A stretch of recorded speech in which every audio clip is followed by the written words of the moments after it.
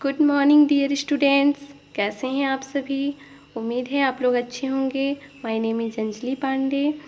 आज हम साइंस पढ़ेंगे। कोविड-19 की वजह से हमारी पढ़ाई पहले से ही बहुत डिस्टर्ब है, तो हम चाहते हैं कि हमारी पढ़ाई में कोई बाधा ना आए, कोई रुकावट ना आए, तो हम अपनी पढ़ाई को कंटिन्यू करना चाहते हैं इस वीडियो के माध्यम से। तो सबसे पहले हम देखते हैं अपना सिलेबस। हमारा सिलेबस टोटल हमारे सिलेबस में बच्चों 1 से 20 चैप्टर्स हैं, जिसमें हमारा सबसे फर्स्ट लेसन है पृथ्वी पर जीवन। तो पृथ्वी पर जीवन से तात्पर्य है बच्चों कि पृथ्वी पर जीवन संभव है ना। पृथ्वी पर जीवधारी जीवित रह सकते हैं, ठीक है। और पृथ्वी क्या है बच्चों? ग्रह है जिसमें जीवन यापन करना संभव है। तो बच्चों आइए देखते हैं पृथ्वी पर जीवन, है ना। कक्षा 6वीं के अध्याय हमारी पृथ्वी में आपने पढ़ा था कि सभी जीवधारियों के लिए, यानी पौधों और जंतुओं के लिए, ठीक है। पौधे भी जीव के अंतर्गत आते हैं बच्चों, और जंतुओं के लिए क्या 3 चीज़ें मूल रूप से आवश्यक होती हैं। जैसे इनके बिना कोई भी जीवधारी जीवित नहीं रह सकता। ये 3 चीज़ें हैं, भोजन, जल और वायु। ये 3 चीज़ें ना रहें तो क्या होता है, जीवधारी जीवित नहीं रह सकते, है ना। जीवों को जीवित रहने के लिए भोजन की आवश्यकता होती है, जल की आवश्यकता होती है, और वायु में पाए जाने वाले जो हमारा ऑक्सीजन गैस है उसकी आवश्यकता होती है। यदि वायु ना रहे तो हम जीवित नहीं रह सकते।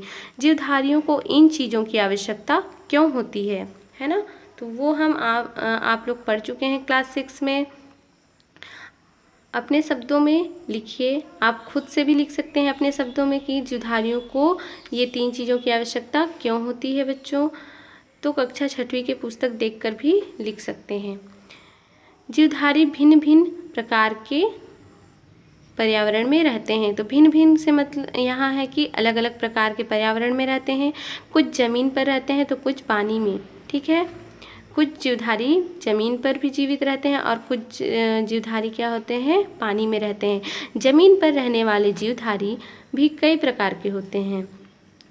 पृथ्वी पर अधिकतर स्थान ऐसे होते हैं जहां जीवधारियों को जीवन के लिए आवश्यक चीज़ें सरलता से मिल जाती है। तो देखिए बच्चे, पृथ्वी जो हमारा पृथ्वी ग्रह है, इसी ग्रह पे अधिकतर स्थान ऐसे हैं जहाँ पर हमें जीवधारियों के जीवन के लिए आवश्यक चीज़ें सरलता से मतलब आसानी से मिल जाती हैं, है ना। ऐसे स्थानों पर जीवधारी अधिक संख्या में पाए जाते हैं, मतलब वो अधिक संख्याओं में पाए जा रहे हैं। किंतु कुछ स्थान ऐसे भी होते हैं जहाँ की परिस्थितियाँ जीवन के लिए बहुत कठिन है। मतलब वहाँ की परिस्थितियाँ कैसी होंगी बच्चों? जीवन के लिए मतलब जीने के लिए बहुत कठिन होगी, बहुत मुश्किल होगी, है ना। रेगिस्तान एक ऐसी ही जगह है। आप लोग जानते हैं रेगिस्तान कहाँ पाया जाता है? राजस्थान के पास पाया जाता है। तो वो जो रेगिस्तान है वहाँ पर पानी की बहुत कमी होती है, ठीक है। मगर इस जगह पे भी क्या होता है, जीवधारी रह सकते हैं पर बहुत कठिनाई से रहते हैं, ठीक है। रेगिस्तान में चारों ओर रेत ही रेत होती हैं और पानी की हमेशा कमी रहती है। रेगिस्तान में बड़े छायादार वृक्ष नहीं होते, जैसे हमारे पृथ्वी पर यहाँ पर आप लोग देख सकते हैं बड़े बड़े वृक्ष होते हैं, क्योंकि यहाँ पानी की भी पूर्ति पर्याप्त मात्रा में होती है। पर क्या होता है, रेगिस्तान में पानी की पूर्ति पर्याप्त मात्रा में नहीं हो पाती है। तो बच्चे आप लोगों को पता चल गया कि रेगिस्तान में पानी की कमी होती है, वहाँ रेत अधिक मात्रा में होते हैं, रेत ही रेत पाए जाते हैं। रेत से तात्पर्य है, आप लोग जानते हैं, जो घरों में घर बनाने के लिए यूज करते हैं, जिसको हम आम तौर पे बालू भी कहते हैं, है ना। यही हमारा क्या है, रेत है। तो ये अधिक मात्रा में रेगिस्तान में पाए जाते हैं और पानी की हमेशा कमी रहती है। रेगिस्तान में बड़े बड़े, है ना, छायादार वृक्ष नहीं होते हैं। वहाँ के पौधे कैसे होते हैं? कंटीले पौधे होते हैं, है ना। वहाँ दिन में बहुत अधिक गर्मी पड़ती है और रात में जो रेत हैं वो क्या होते हैं, ठंडे हो जाने के कारण बहुत अधिक ठंडक होती है, ठीक है। रात के टाइम वहाँ बहुत अधिक ठंडी लगने लगती है और सुबह के टाइम दिन में क्या होता है, बहुत अधिक गर्मी लगती है।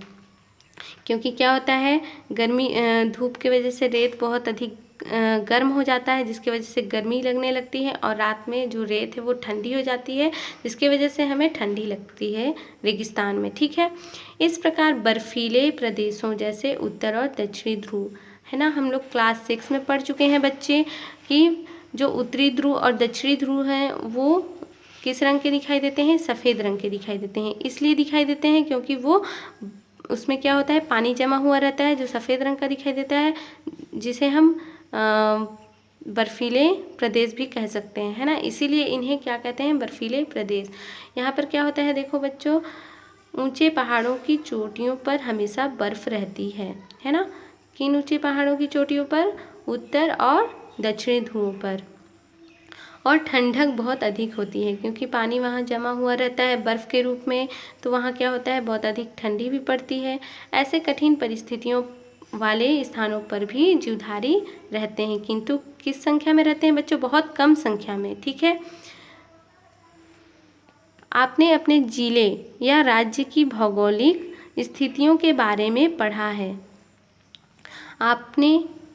आपको यह पता होगा कि छत्तीसगढ़ में भिन्न भिन्न स्थानों पर भिन्न भिन्न प्रकार का पर्यावरण पाया जाता है ना।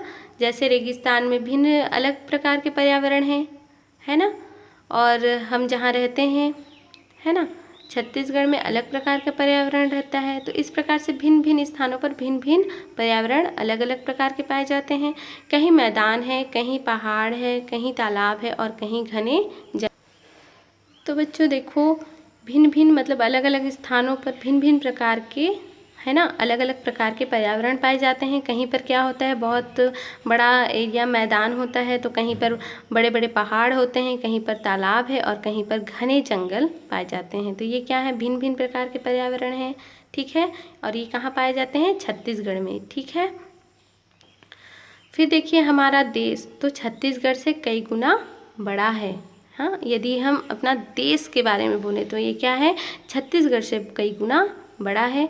देश के पर्यावरण में और भी अधिक विविधता पाई जाती है। यहाँ भी विविधता से मतलब है कि विभिन्नता, है ना, भिन्न भिन्न विभिन्नता पाई जाती है। भारत के 3 ओर समुद्र हैं, है ना। आपको पता होगा बच्चों कि हमारा जो भारत है या फिर जो पृथ्वी है, क्या है, 3/4 भाग में समुद्र महासागर पाया जाता है और 1/4 भाग में क्या पाया जाता है, स्थल मंडल, है ना। तो भारत के 3 ओर समुद्र हैं और उत्तर में हिमालय पर्वत है। हिमालय छोटे बड़े पहाड़ों की एक विशाल श्रृंखला है ना। विशाल कहने का मतलब बहुत बड़ा श्रृंखला है, और श्रृंखला से कहने का मतलब चैन, है ना, लंबा चैन। तो विशाल श्रृंखला है इसके। आप लोग देखे हैं ऐसे ही नॉर्मली भी आप लोग पहाड़ वगैरह देखते हैं तो लंबी लंबी पहाड़ें दिखाई देती हैं एक श्रृंखला के रूप में। उसी प्रकार क्या है, हिमालय, है ना। हिमालय में छोटे बड़े पहाड़, दोनों प्रकार की पहाड़ें दिखाई देती हैं जो कि एक विशाल श्रृंखला के रूप में दिखाई देती हैं।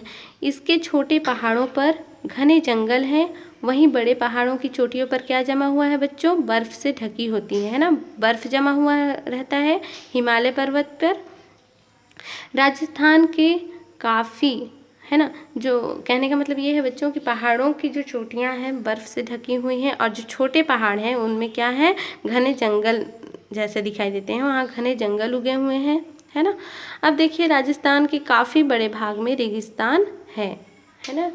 राजस्थान नाम आप लोगों ने सुना होगा, वहाँ पर क्या है, काफ़ी बड़े भाग में रेगिस्तान पाया जाता है। रेगिस्तान जगह का नाम है, स्थान का नाम है ना। उत्तर प्रदेश और बिहार में बड़े बड़े क्या हैं, मैदान हैं। यदि हम पूरी पृथ्वी को देखें तो हमें और भी विविध प्रकार के पर्यावरण मिलते हैं, है ना। यदि हम पूरी पृथ्वी को देखें, हम जिस ग्रह में रहते हैं, अगर पूरी पृथ्वी को देखें तो विविध प्रकार मतलब अलग अलग प्रकार के पर्यावरण मिलते हैं। आपने पढ़ा होगा कि पृथ्वी के 2 ध्रुव हैं, है ना।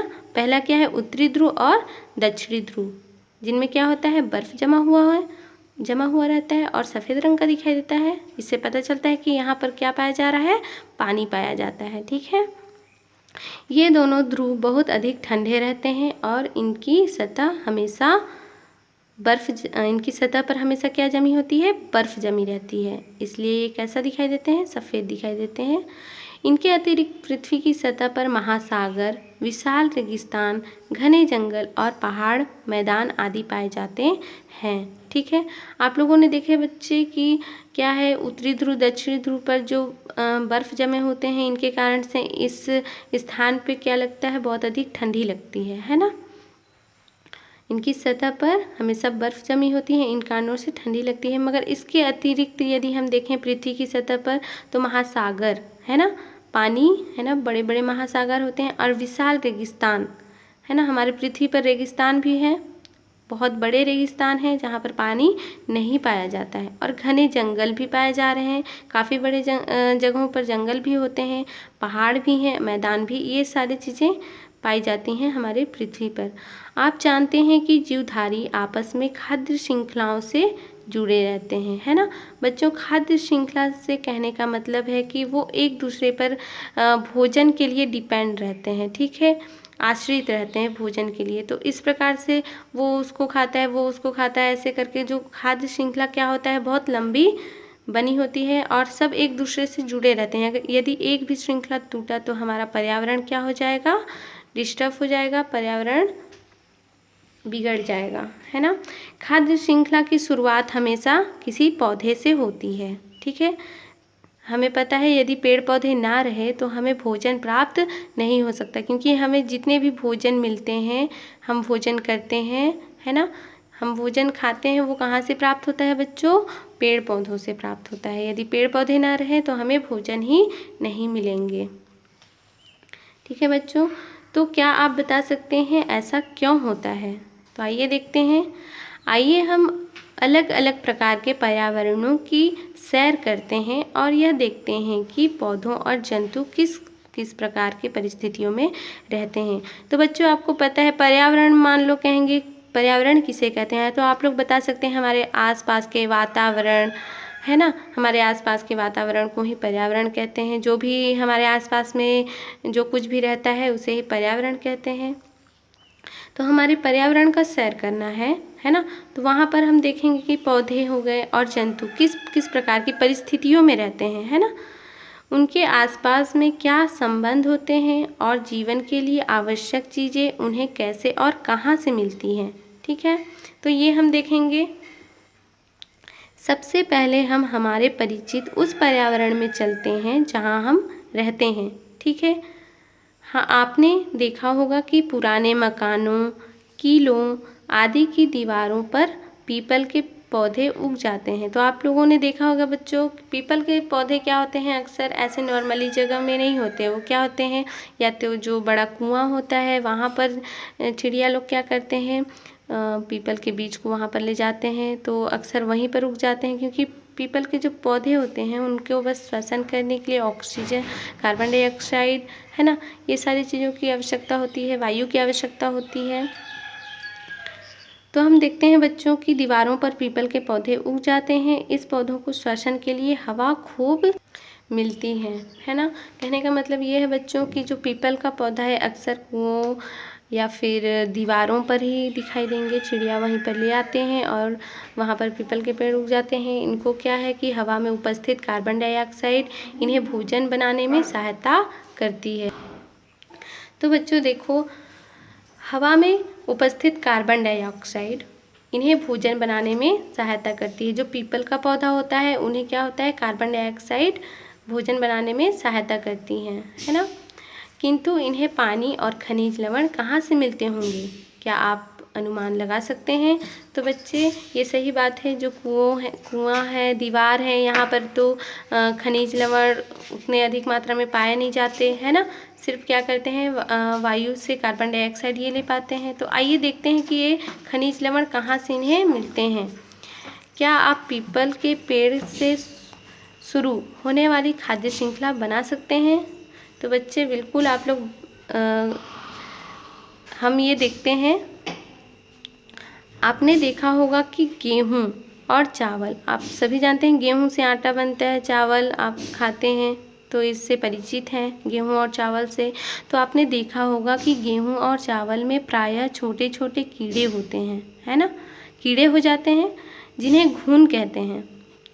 इन कीड़ों को हवा और भोजन तो मिल जाते हैं, किंतु पानी कहाँ से मिलता होगा? ये भी सोचने वाली बात है बच्चों कि घून है जो चावल में भी हो जाता है, गेहूं में भी हो जाता है, तो ये तो अपना भोजन प्राप्त करते हैं, पर किंतु इनको पानी कहाँ से मिलता होगा, है ना?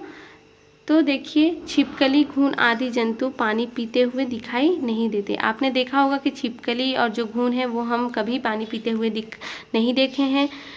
तो देखिए, क्योंकि इन्हें इनके भोजन से ही पर्याप्त पानी मिल जाता है।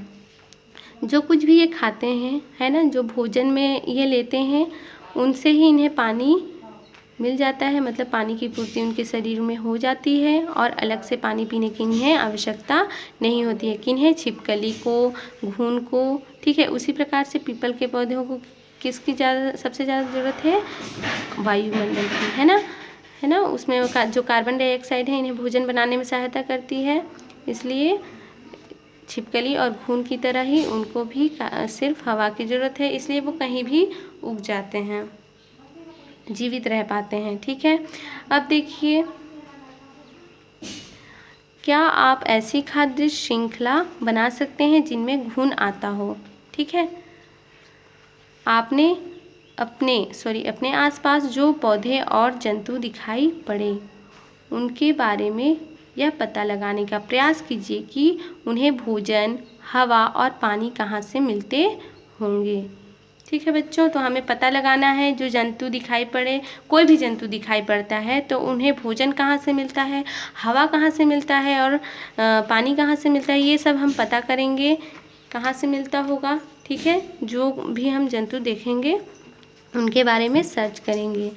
अब हम अपने देश के एक राजस्थान के एक ऐतिहासिक नगर जैसलमेर चलेंगे। यह रेगिस्तान में बसा हुआ है। जैसलमेर कहाँ है बच्चों? रेगिस्तान में बसा हुआ है, ठीक है।